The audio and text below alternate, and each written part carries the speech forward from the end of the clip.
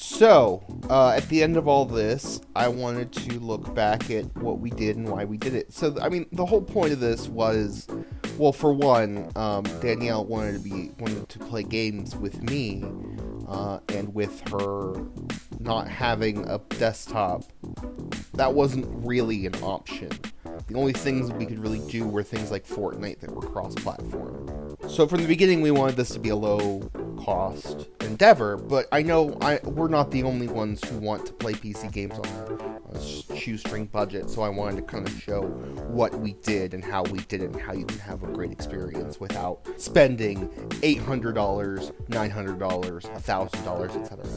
So this is, honestly, this is a guide that literally anyone can follow along with. I know that the PC, you're not going to be able to find that same PC, but it's fine. If you can find any mid-tower with a i7 2600 or an i5 2400 even, you're going to be just fine. Processors have improved since then. It's been a long time, but they haven't improved all that much.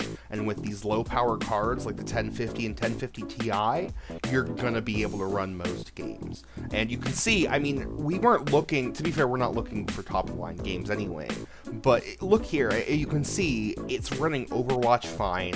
It's going to be able to handle CSGO, no sweat. It's going to be able to handle Terra, no sweat.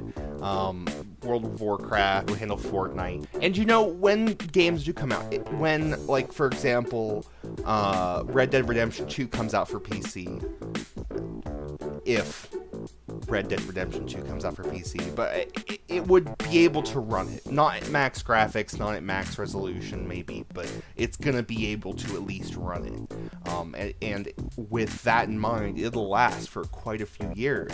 And there's actually even a path to upgrades here.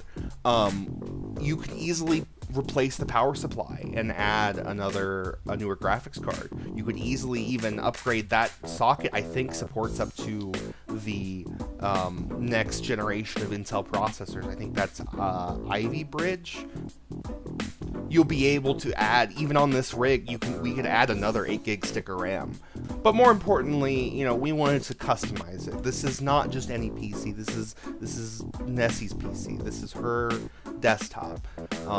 And just for all of you out there who are looking to game on a budget, looking to build a PC for as cheap as you can, and are kind of bummed because your friends see that you have this old Dell, well, it's really not that expensive, and it looks pretty cool, honestly. It's a little rough around the edges, you know, there's some splotching in here and there, but if you're more careful than we were, you could have a really cool looking PC for very little money.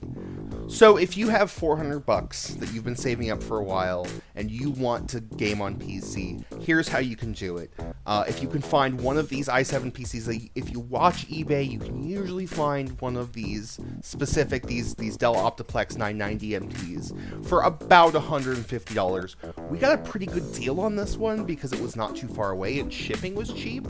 But if you can get that under $150, you're golden. Then all you need is probably an 8 gig stick of RAM. It's going to come with some, but not enough to run most games. If you just add one 8 gig stick of RAM, you're good. And if you can find a 1050 Ti, even if you get one used, right now there's a whole bunch of them on eBay for even cheaper than the $200 that we got ours for.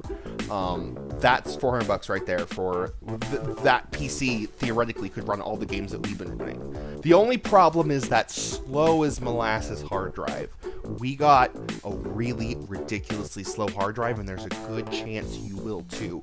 If you can push it up to 450 and get a solid state drive, I 100,000% recommend it. But without it, you'll still be able to run most things. It'll just kind of boot slow. Anyone is free to use this video as a guide to build their own PC, and if you do, let me know. Show me, I want to see videos, I want to see pictures. What can you guys build? What can you guys customize with just some spray paint or whatever? You know, I want to see any other upgraded off-the-shelf PCs that people have made.